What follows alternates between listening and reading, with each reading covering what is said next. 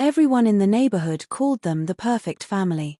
5 adorable children, a faithful husband, and a wife whose smile could melt hearts. But behind those smiles was a secret so dark it could destroy everything she had built, a truth she swore to take to her grave. For 15 years, Naomi lived the life every woman in her community envied.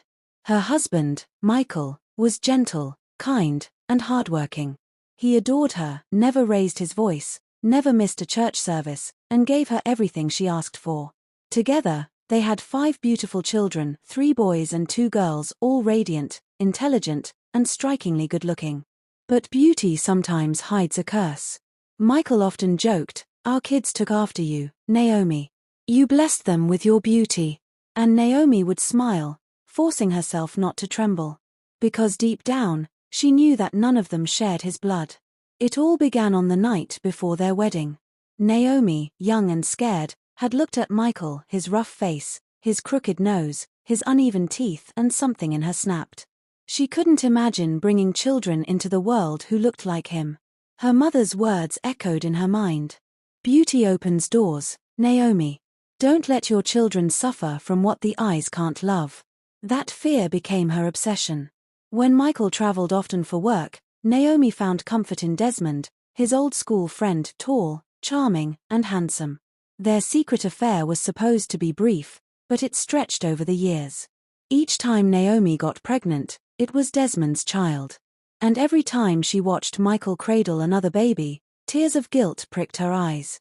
Still, she told herself she was doing the right thing, creating a beautiful family that would earn her respect, admiration, and love from society. But secrets have a strange way of crawling out of the dark. One evening, during a family dinner, their eldest son, Ethan, came home from school with his DNA report from a science fair. "Daddy," he said innocently, "we learned how to check if we match our parents' genes. Can I try it with you?" Michael laughed. "Of course, son. Why not?" Naomi's heart stopped. 2 weeks later, she walked into the living room to find Michael sitting in silence, the DNA paper trembling in his hands. The report said it clearly, no genetic relation between Michael and Ethan. When Naomi tried to speak, Michael's eyes burned with disbelief. "Tell me this is a mistake," he whispered. Her lips quivered. "Michael, please, it's not what you think." He cut her off, voice breaking. "Then tell me what it is, Naomi. Who is their father?" Tears streamed down her face. "I only wanted beautiful children," she confessed, shaking uncontrollably. "You're a good man, Michael, but I didn't want them to suffer because of looks. I wanted them to have a chance in life." He stared at her like she was a stranger. "So you destroyed your marriage, for beauty?" The truth shattered the walls of their home. The children cried, confused and scared. Desmond disappeared. And Naomi was left alone in the house that once echoed with laughter. Months passed, and the community that once admired her now whispered behind her back. She became the lesson every mother told her daughter: don't build a home on lies. Years later, Michael visited her one evening. His hair had grayed, and his eyes were heavy with pain but also something softer, forgiveness. "I'm not here for you," he said quietly. "I'm here for the children.